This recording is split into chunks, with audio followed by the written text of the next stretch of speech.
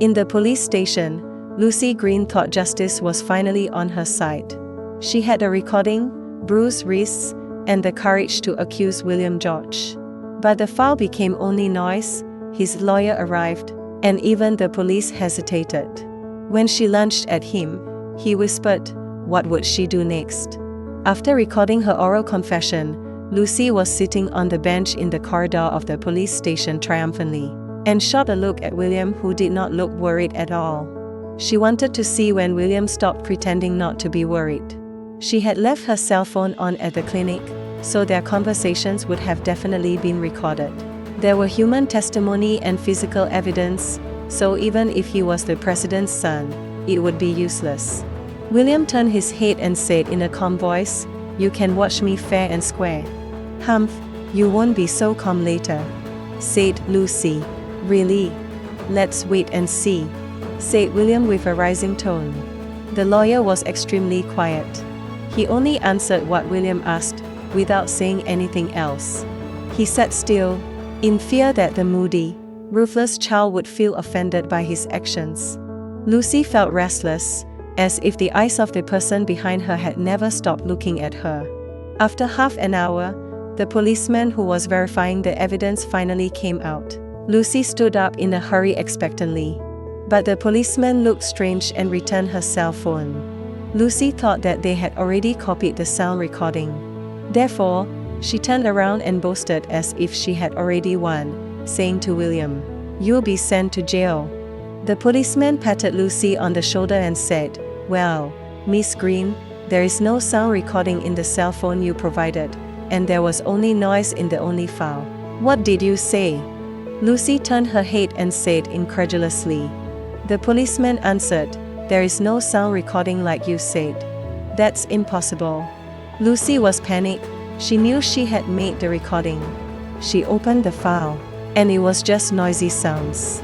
She listened to the whole file, and it was just noise. Lucy turned around abruptly, grabbing William's collar, and said, "Where is my sound recording?" William shrugged, saying, "You made the recording. So why would I know?" The lawyer was so scared that he removed Lucy's hand in a hurry and said, "You want to add an intentional injury charge in addition to slander?" A policeman rushed forward to stop the furious Lucy. "You are not allowed to act like this here in the police station." Lucy turned around and got angry with the policeman who verified the evidence.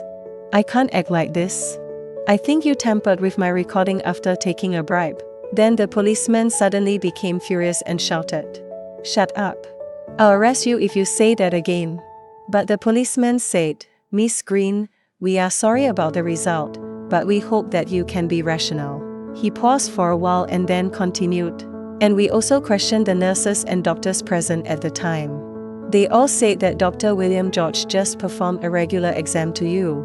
He conducted no indecency. Maybe you were too sensitive because it was a breast examination." He stressed the word breast. Lucy flew into a rage, saying, "Was it necessary to pinch and touch me during a breast examination? And to molest me with words? He even restrained my hands." Lucy put out her hands, and her wrists were a little red and swollen.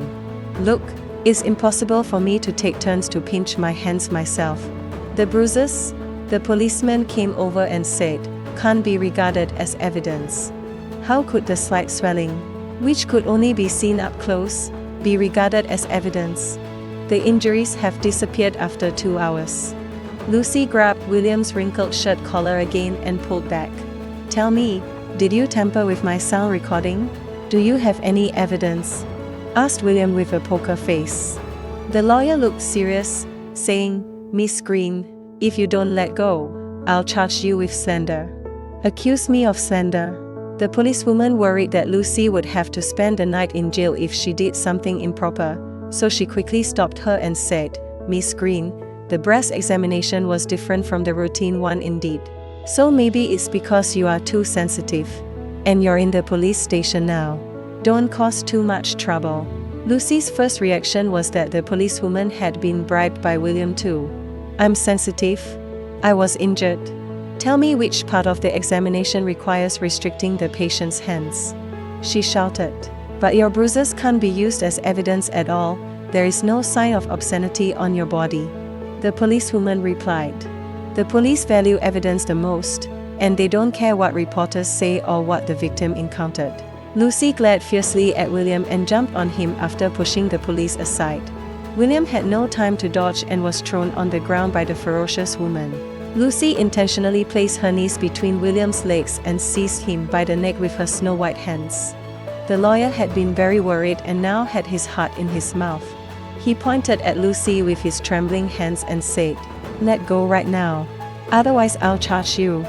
The policewoman was frightened too. So she hurriedly said, "Miss Green, please calm down." William himself didn't panic at all.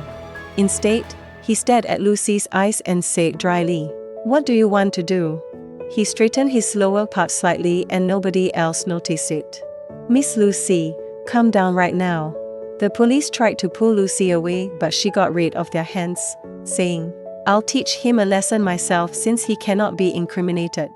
Lucy slapped William forcefully. His face slowly turned red. The police exchanged glances, planning to pull Lucy away together. They couldn't believe when William lifted his arm to hold Lucy in his arms. William raised his face, whispering to Lucy's ear, "We can go to my house to do it." Lucy's face became purple with rage. You, she yelled. "You were so excited when I suggested going to my house. Then why don't we go now?" William's voice was extremely low, so only Lucy could hear it clearly. The police were about to pull Lucy away, but William waved his hand behind her. William continued to whisper, "Don't you want to kill me? Then why didn't you try very hard? Is it because you don't want to leave me now? Stop it." All of a sudden, Lucy bowed her head and bit his lip. Everyone present was stunned by the scene. Even William himself did not expect her to do this. He closed his sharp, narrow eyes and reached out his tongue. His lips bled after being beat by her. But William's tongue was extremely flexible and she wasn't able to bite it. It looked like the two of them were French kissing. The policewoman blushed and turned her head, stopping herself from watching them. The lawyer was quite embarrassed, but felt a little disbelief at the same time.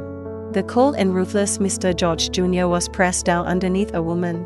Moreover, Mr. George Jr. closed his eyes and looked quite pleasant. Everyone was attracted by the sudden scene, so no one noticed the footsteps in the corridor. The director's plump face kept smiling. "Mr. George Sr., you can rest assured that I'll severely punish her if she's filed a false accusation against Mr. George Jr. How about keeping her in jail for a few days?"